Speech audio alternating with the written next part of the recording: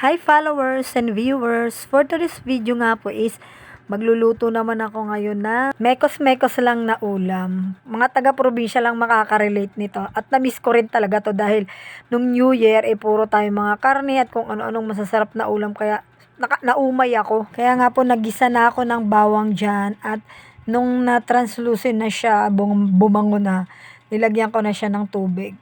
Tubig kanal, joke, hindi po siya ganun sa personal. Nawasa lang. Isinunod ko na nga po yung malunggay dyan at pampalasang asin tsaka magic sarap at antayin na lang po natin na kumulo yan. At ang halo nga po nito ay yung dilis na maliliit. Hindi ko lang napakita sa inyo kaganina nung prinito ko yung dilis na maliliit. Kasi nakalimutan ko siyang videohan at itinabi ko lang muna nung pagkatas ko magprito. Tapos naggisa na ako ng bawang sibuyas at nilagyan ko na nga ng malunggay tas yung pampalasa.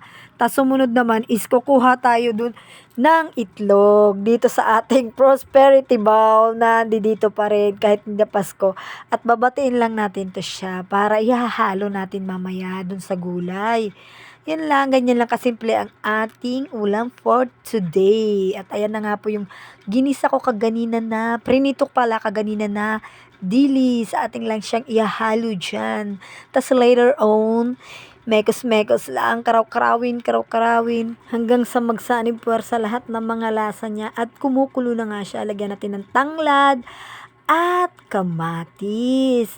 Ngayon naman, antayin po ulit natin na medyo maluto ang kamatis. Saka naman natin siya ilalagay mamaya ang itlog. At syempre bago ilagay ang itlog, antayin muna natin maluto yung kamatis at bumango yung tanglad sa ating niluluto. At nung kumulo na nga po siya, inilagay ko na po yung itlog na binate kaganina. Tapos antayin lang po natin na maluto yung itlog and ready to fight na po ito. Ganun lang kasimple ang ating ulam for tonight. Because tipid-tipid muna tayo dahil ang dami natin pinagkakagastusan ng New Year. Naubos na yung kayamanan natin.